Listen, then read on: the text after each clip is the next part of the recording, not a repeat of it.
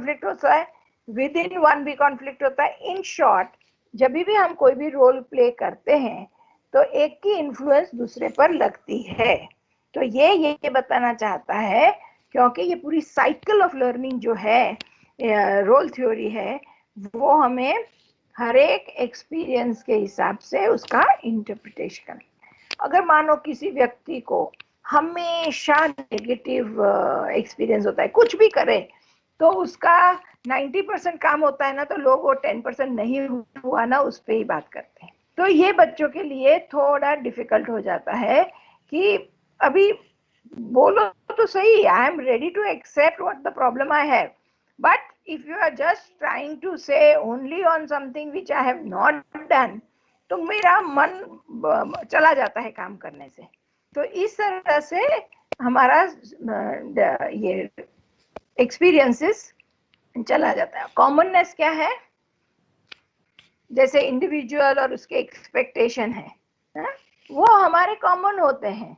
आप भी different role प्लेते हैं, उसके साथ लगे हुए एक्सपेक्टेशन मोर और लेस सेम ही होते हैं, पर एक्सपीरियंस के बाद जो रेड से बताया ना, वो अलग होने से हम लोग यूनिक है, मगर ये सब expectation influence on roll is the same. So the other part of cycle almost everyone has common. Here also there is an influence of environment is more. How is our family environment? How is my classroom environment? How is my social environment? How this is working on me as a student and a learner? तो ये सब की जो influence हम पे लगती है, तो that is what it is trying to influence. अगर कहीं भी आपको समझ में नहीं आता है, प्लीज मुझे पूछना, हाँ, क्योंकि यहाँ तो मुझे ना आप लोग कोई दिखते नहीं हो, इसलिए मेरा थोड़ा वो हो जाता है। Okay ma'am. Yes, someone was asking. Ma'am पिछली स्लाइड में जो आपने जो कॉमननेस के बारे में बताया, उसके अंदर थोड़ा आप ज्यादा एलोबरेट कर सकते हो अभी? लर्निंग में? नहीं, रोल थियरी में। ओके, रोल थियरी में कॉमननेस, ठीक है। चलो, रोल थियरी में कॉमननेस देखो, आप है, हाँ, you are a son of your parents, you might be brother or your sister might be saying brother, you are brother of brother or sister of brother, you might be niece nephew of someone। तो इस तरह से आप अलग अलग व्यक्तियों के साथ अलग अलग रोल प्ले करते हो, ठीक है। तो इस तरह से जब हम रोल प्ले करते हैं ना, तो हर एक के साथ कुछ एक्सपेक्टेशन होते ही हैं। जैसे पेरेंट्स कहे तुम मेरा बेटा है तो तुम ऐसा ही, जनरल ऐसा होना चाहिए। आज आप विद्यार्थी है तो एज अ टीचर के एक्सपेक्टेशन भी होते हैं, और आपके खुद के भी एज अ टीचर, मुझे अरे as a student these are my expectation from this class. तो इस तरह से आपके एक्सपेक्टेशन और रोल हमेशा जुड़े रहते हैं। मगर इसके आगे जो हमें एक्सपीरियंस मिलता है ना, वो हम सबको एक जैसा नहीं होता है, क्योंकि हमारे एक्सपेक्टेशन से वो एक्सपीरियंस कभी कभी ज्यादा कम भी हो सकता है, एक्सपीरियंस अच्छा भी हो सकता है, बुरा भी हो सकता है, या मैंने जो सोचा वैसा नहीं आया, तो हमारा इंटरप्रिटेशन ऑफ दिस एक्सपेक्टेशन है ना, वो बदल जाता है। मैंने तो चाहा था कि मैं अच्छे से ये करूं, मगर इंटरप्रिटेशन नहीं आया। तो कॉमननेस क्या बोलता है कि इंडिविजुअल और उनके रोल और जो भी हमें एक्सपेक्टेशन प्ले करने, एक्सपेक्टेशन फुलफिल करने के लिए जो भी हम कर रहे हैं, उसकी इन्फ्लुएंस रोल पे आती है, ये हमारा कॉमननेस है। मगर हम सब अलग क्यों हैं? क्योंकि हम जो एक ही फैमिली है, मानो आप दो भाई हैं, तो दो भाई में पापा ने डांटा किसी भी पढ़ाई के बारे में, मानो, तो आप में से एक ऐसा बोल सकता है वो तो पापा है हमारा अच्छा ही देखते हैं तो डांट लिया। दूसरा बोलेंगे अभी हम तो इतने बड़े हो गए, वो पापा क्यों हमें डांटते, मुझे नहीं सुनना है। अब दोनों भाई को बिहेवियर तो एक ही आया, पापा की डांट, मगर एक ने पॉजिटिव ले लिया, एक ने बोला कि नहीं, इस तरह से मुझे बोले मुझे पसंद नहीं। तो experience, interpretation, value and feeling, वो चार चीज चेंज हो जाएगी। तो यहाँ तो ये ऐसे ही बोल रहे हैं कि मोर और लेस इंडिविजुअल रोल, एक्सपेक्टेशन और उसकी इन्फ्लुएंस अलग रोल में कॉमन है। अभी यदि तुमने ऐसे पापा का चीज को आपने बोला नहीं ये ठीक नहीं है, तो फिर क्या होगा, जब दूसरी बार पापा शेयर करेंगे कुछ, तो पहले से आप डिफेंस में चले जाओगे, कि अब मैं कैसे बता दूं उनको कि मेरे को ये नहीं चाहिए। तो आपके इस पर रोल पे इन्फ्लुएंस होना शुरू हो जाएगा। तो आप दो ही भाई हैं, एक ही ट्रीटमेंट मिलती है, पर दोनों की सोच थोड़ी अलग है, जिसकी वजह से वो जो एक्सपीरियंस मिलता है आप उसको अलग से इंटरप्रेट कर रहे हो। जब आप इंटरप्रेट अलग करते हो तो नेचुरली वैल्यूइंग भी कम हो जाएगा। जो भाई इसको कंसर्न समझता है वो बोलेंगे कि पापा का ये कहना बहुत अच्छा है, तो उसकी फीलिंग भी इतनी नेगेटिव नहीं होगी। तो यही चीज है कि रोल थियरी में हम लोग अलग अलग ये करते हैं, तो हम सब कैसे उसको लेते हैं, that makes a difference. Okay, तो मैम तो वो जो दोनों बायो का जो अलग अलग इंटरप्रिटेशन है, जो तो वो उनकी दोनों की इंडिविजुअल यूनिकनेस हुई ना। हाँ, इंडिविजुअल यूनिकनेस पे ही कंट्रीब्यूट करेगा ना अभी। ओके। और आगे जब आगे चल के सिर्फ पापा की बात का नहीं, फिर अलग अलग जगह पे भी कॉन्टेक्चुअल डिफरेंस आना शुरू हो जाएगा। तो आप दोनों एक ही माता पिता के संतान होने के बावजूद आपकी सोच सिमिलर काइंड ऑफ आपके साथ ट्रीटमेंट हो रही है, उसके लिए भी आपके दो अलग प्रतिभाव है। सो वो अलग अलग है। तो आप दोनों का अलग होना, हाँ, ये भी सोशल इमोशनली बताता है कि हम लोग कैसे सोशल इमोशनली अलग होते हैं। तो ये उस पर इन्फ्लुएंस है। ठीक है, okay, anyone else want to okay ask ma'am. Something? चलो ठीक है, अभी मैं आगे जाती हूँ। कॉग्निटिव थियरी, ये बहुत ही इंपॉर्टेंट थियरी है कि हमारा इंटेलेक्चुअल डेवलपमेंट कैसे होता है।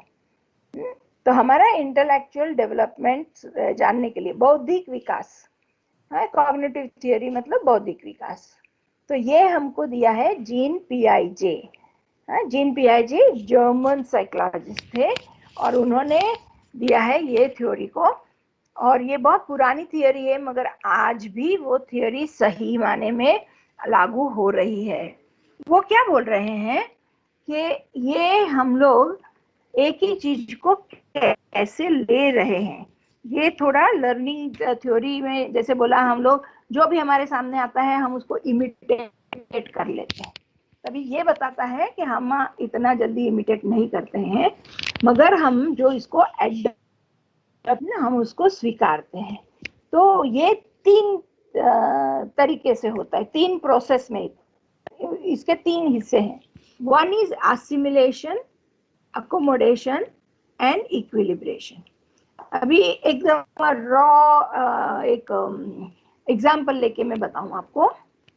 आप लोग ने बस में भी तो सफर किया होगा कभी कभी। तो आप जब चढ़े तो आपने देखा कोई सीट खाली ही नहीं है। थोड़ी देर यहाँ वहां ऐसा देखा, फिर आपको लगता है ये जगह पे दो लोग बैठे हैं, उनको अगर मैं रिक्वेस्ट करूं कि मैं बैठूं तो वो लोग मुझे शायद थोड़ी जगह दे देंगे। तो आप उनको रिक्वेस्ट करते हो, फिर बाजू में बैठ जाते हो।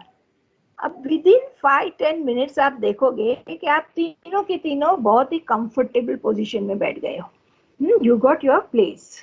अभी फोर्थ के आने की संभावना नहीं है, क्योंकि तीन लोग ही स्क्वीज होके, मगर जैसे हम शुरू में अब जो बैठे तो इतनी जगह दी थी, अब धीरे धीरे थोड़ी जगह भी बढ़ी होगी। तो ये हमने अपनी जगह ले ली। दूसरा बताएं, आपने नींबू पानी बनाया घर में? कभी बनाया होगा? जी ma'am. Yes ma'am. Yes ma'am. तो नींबू पानी हम कैसे बनाते हैं? कोई एक मुझे बताओ, नींबू पानी कैसे बनाते हैं?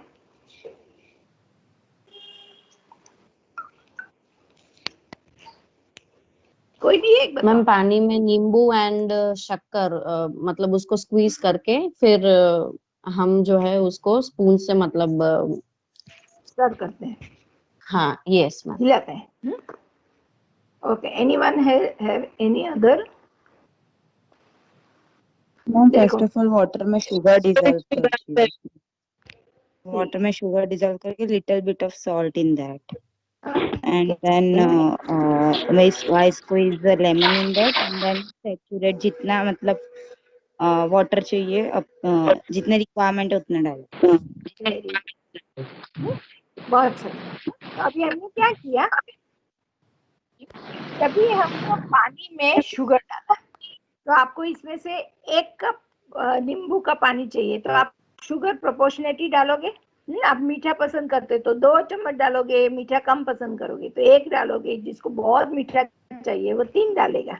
मगर आपने नोटिस किया होगा कि मानो आपने 1 कप के लिए ही पानी लिया है तो हर एक कप की अपनी सॉल्युबिलिटी होती है, मतलब आप उसकी सॉल्युबिलिटी से ज्यादा शुगर डाला है तो आपको नीचे पार्टिकल दिखाई देंगे, हाँ, जो डिसॉल्व नहीं हुए।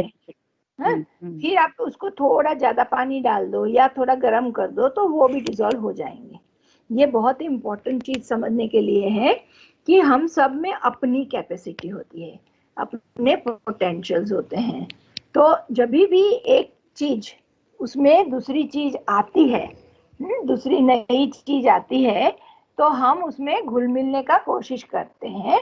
मगर ये घुल मिल हम कैसे कर सकते हैं? हमारी सबकी अपनी क्षमता के आधार पर, जो इक्विलिब्रेशन, जो तीसरा पॉइंट है, वो हम तब तक ही कर सकते हैं जब तक हमारा पोटेंशियलिटी अलाउ करता है, हमारी क्षमता हमें अलाउ करती है।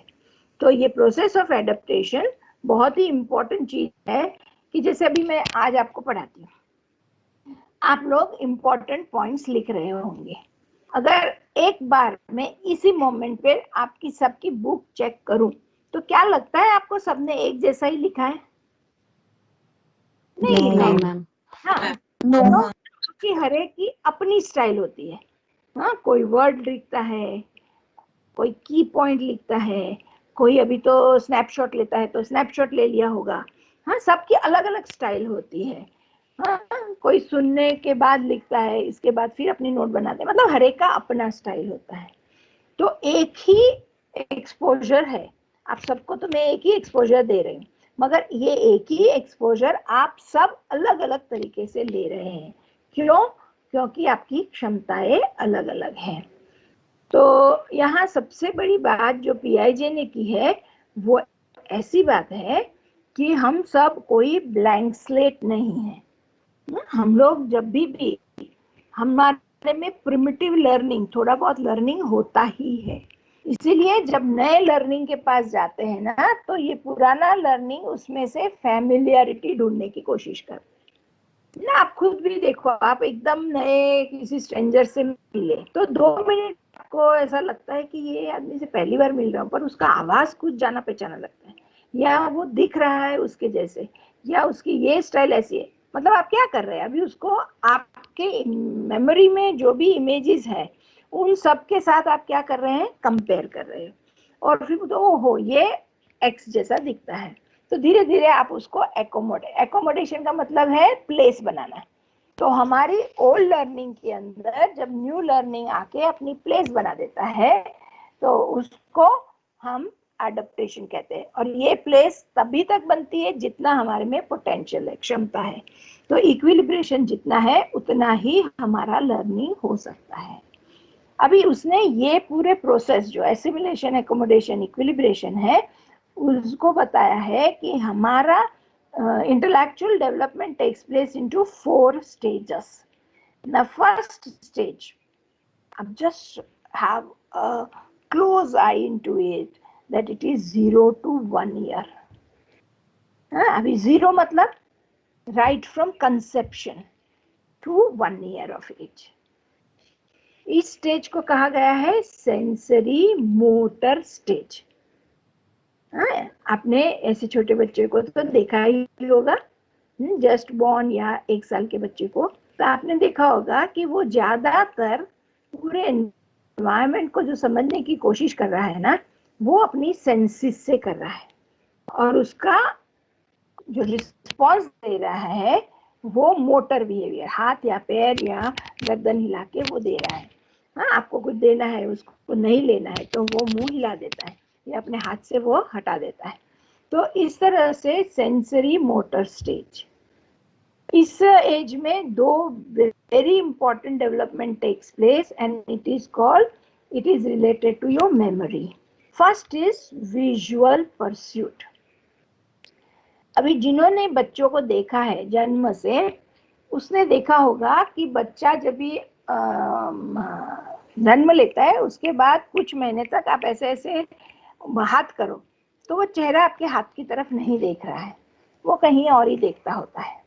तो आपको लगता है वो सुनता है कि नहीं, क्या करता है क्या नहीं है, पर एक एज आती है जब आपका ऐसा करो और वो आपकी ये चुटकी जो बजी उधर देखता है। तो ये जब चुटकी बजी और उसने देखा, वो है विजुअल परस्यूट।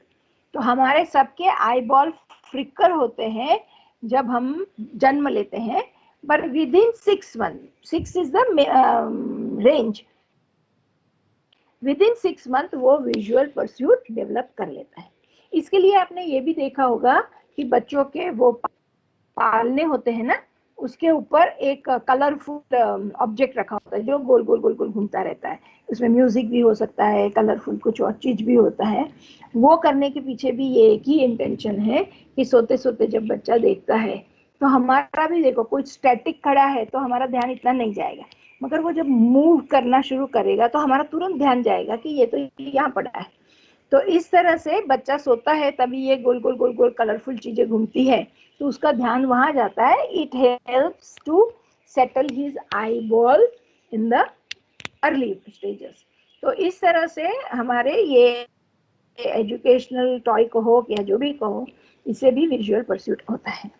मगर एक बात सोचो कि जो बच्चे विजुअली ब्लाइंड है जन्म से, आपने ब्लाइंड लोग भी देखे होंगे आपके आसपास, तो ये जो विजुअली ब्लाइंड लोग हैं, वो ब्लाइंड लोग कैसे, जब विजुअल है ही नहीं तो क्या होता होगा।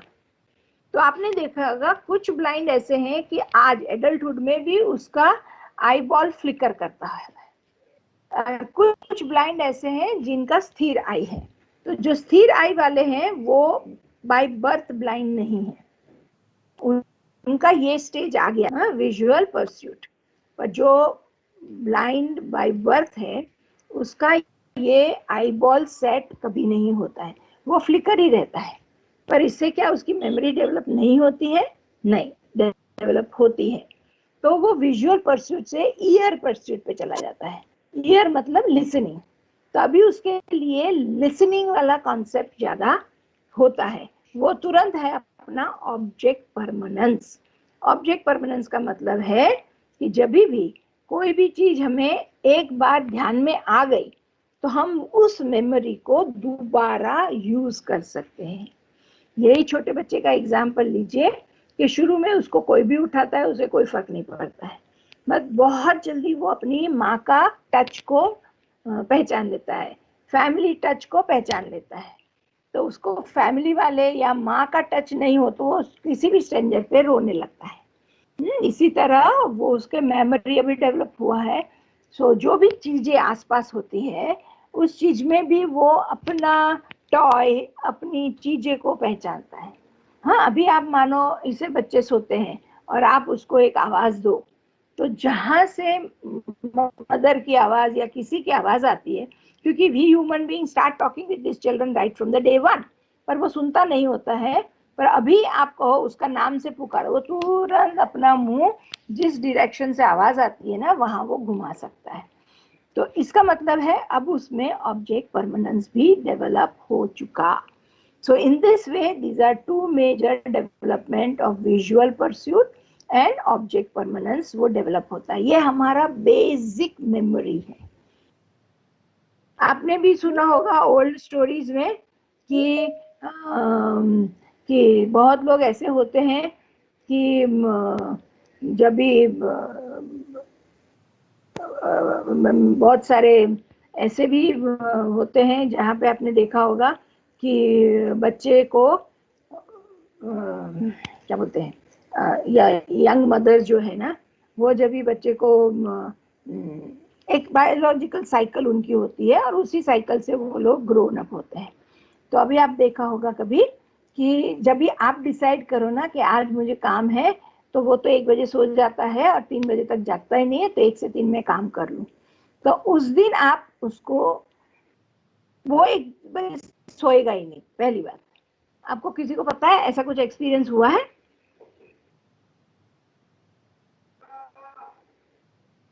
कोई बात नहीं हुआ है एक्सपीरियंस, तो किसी अपने माता पिता से या किसी फ्रेंड को जिनके घर में अभी छोटा बच्चा है, इनकी मेमोरी है, तो उसमें पूछ लेना तो वो लोग क्या करते हैं।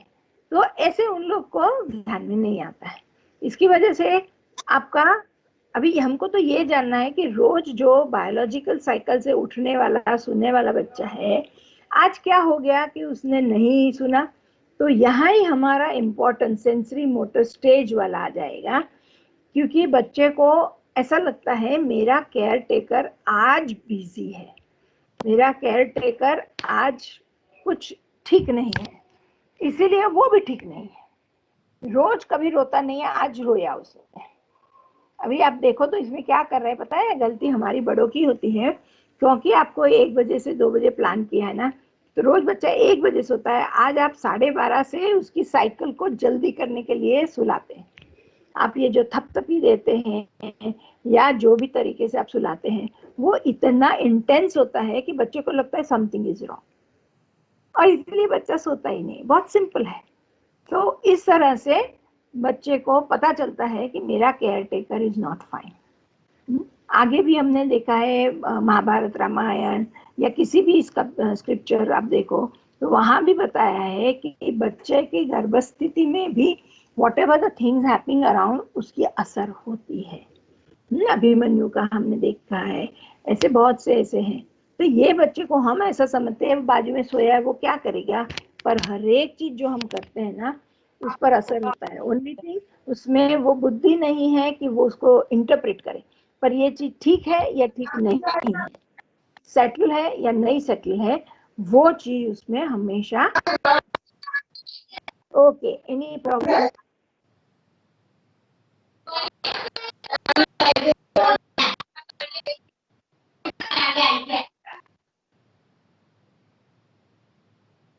ओके ठीक है, मैं यहाँ पे ये चीज को एंड करती हूँ। If you have any question you can ask. Now next class when we will take, I will continue with the second stage. Okay, fine. Any question you have, or you have the other class, so the teacher might have come, that may be. चलो ठीक है, any problem?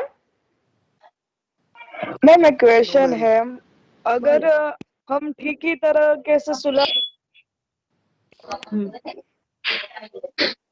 हाँ बोलो।